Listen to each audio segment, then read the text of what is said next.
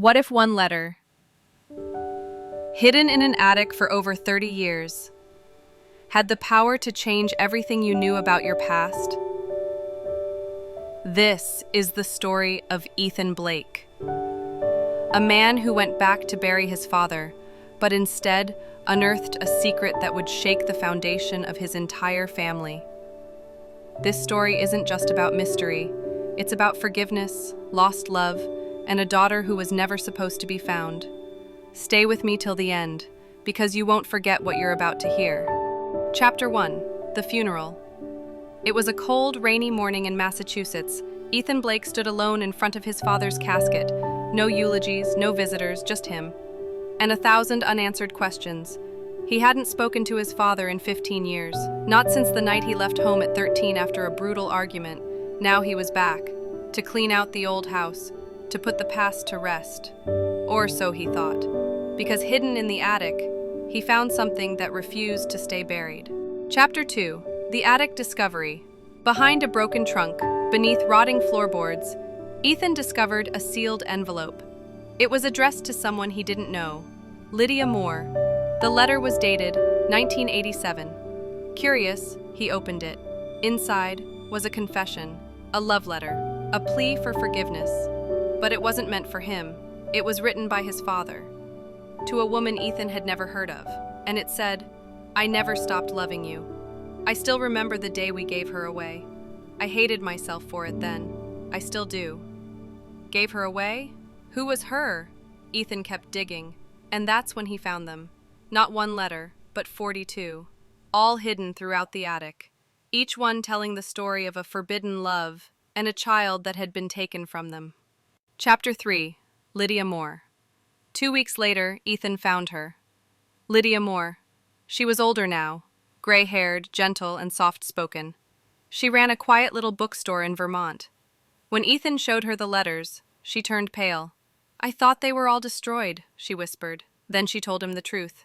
She and Thomas, Ethan's father, had fallen in love in 1986, but both families disapprove. They were forced to break up. When Lydia became pregnant, Thomas begged her to run away, but she couldn't. She gave birth to a baby girl in secret, and under pressure from both families, she gave the baby up for adoption. That child was Ethan's half-sister, and no one ever spoke of her again. Chapter 4: The Search Begins. Ethan couldn't let it go. He searched for weeks, through court records, hospital archives, adoption databases, and finally, he found a name. Emily Dawson, a 30-year-old music teacher in upstate New York. She had been adopted at birth. He reached out to her with trembling hands, and when she replied, everything changed. Chapter 5: Meeting Emily. Emily was bright, funny, kind, and when they met, it was as if they had known each other forever. She said she'd always felt something was missing, a strange emptiness she couldn't explain. Ethan didn't tell her the truth, not yet. They spent days together, coffee, long walks, late-night calls. They laughed, shared childhood stories, built a bond stronger than words. But behind Ethan's smile was a storm. He feared he was growing close to the one person he should have stayed away from. Chapter 6: The Kiss. It happened after a long dinner, soft music playing, wine glasses half full, a moment too perfect to interrupt. Emily leaned in and kissed him. Ethan froze. He pulled away. I think you might be my sister." Emily stared at him, then ran. She didn't return his messages.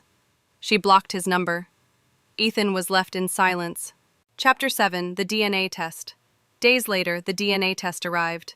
Ethan opened the envelope with shaking hands. They weren't related, the lead was wrong. Emily wasn't Lydia's daughter. He had followed the wrong path. But the feelings? They had been real. Chapter 8: The Final Letter. Ethan returned to the attic one last time. There, taped inside the lid of the trunk, was a final letter. His father's handwriting, aged and faint. "If my children ever find each other, I hope they can forgive me. I let fear take everything from me. Love, when left in silence, becomes a ghost that haunts us." Chapter 9: The Reunion. Ethan found the courage to reach out to Emily again. He explained everything. She cried. He apologized. She smiled. "Next time," she said, "maybe just tell me if you think I'm your sister before we kiss." they both laughed. And this time, they began again, not as family, but as two souls who found each other in the most unexpected way.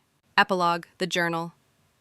Ethan sold the old house. He moved to the city, and every morning he writes in a journal. Titled, The Letter in the Attic. Final CTA, warm, sincere tone. If this story touched your heart, if you stayed with us through every twist and tear, please hit the like button. It helps more people find stories that matter. And if you believe in second chances, in healing, mystery, and the kind of love that only time can reveal, subscribe to The Silent Turn, because the next story might just be yours.